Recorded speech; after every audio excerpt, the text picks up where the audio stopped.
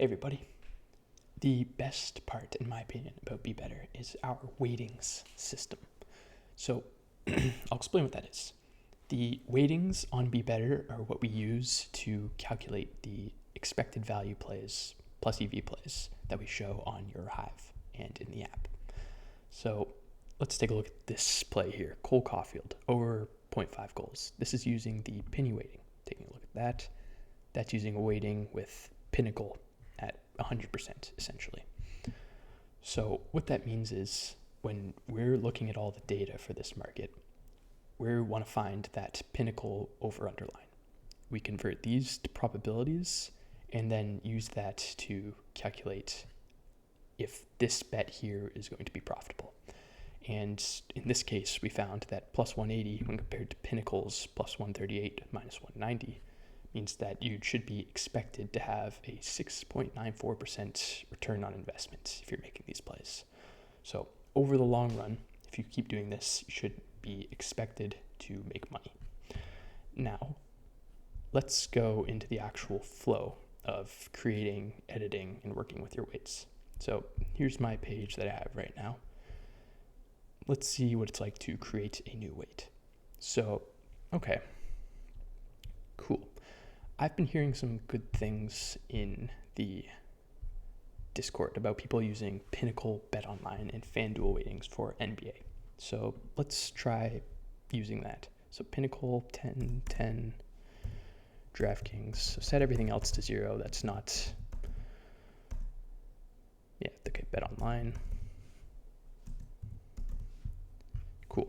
So now I have an equally weighted weight that only considers BetOnline, Pinnacle, and FanDuel.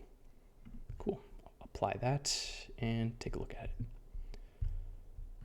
There it is. So I want to see how this goes. Deactivate all my other weightings and then turn on this one. So I hear good things about this for NBA player props in particular. So what you can do is go edit it. I'm going to set a name, NBA player props, the DVIG settings. So what this means, it's not particularly important what exactly all these mean, but I'm happy to discuss it if you want to get into that. But we recommend generally picking either probit or worst case. Worst case uses all these 4 methods and takes the lowest number out of all of them. And then probit is less conservative, obviously, but we've seen good results with that. So I'm just going to stick with worst case for this. Then the min book setting here. That means if I can set this in this case for a minimum of 1 all the way up to the number of weightings that I have. 4, too many because I only have, the number of books that I have in my weighting. So maximum 3 here because I have 3 books in this weight. What this actually means is that if I set this to 3 and there exists a player points over where only Pinnacle has a line but FanDuel and BetOnline do not, then this will not show up. But if I set it to 1, then that means it will show up in that case. So this just means the number of books required to compare a play to. Now this column here is exactly like we saw when we were creating the weight. It is how much you value each book's opinion.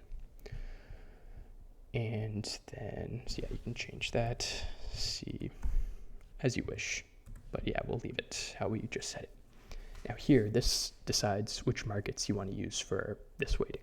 Since I'm only considering NBA player props right now, I can just go ahead, deselect everything. You can get as granular as you want from the entire league to just player props, just main markets, just game props, or even selecting specific markets within a game.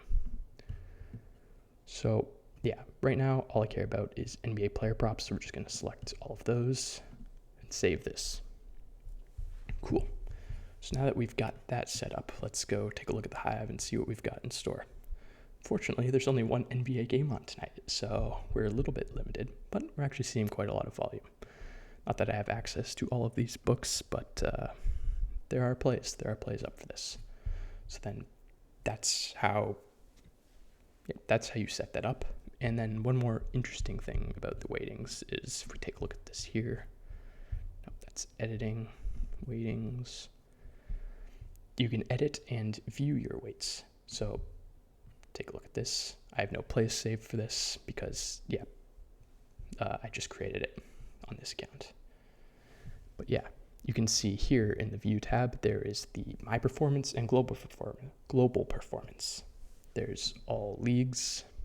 You can get, well, I have no place saved, so might as well just look at the Global Performance.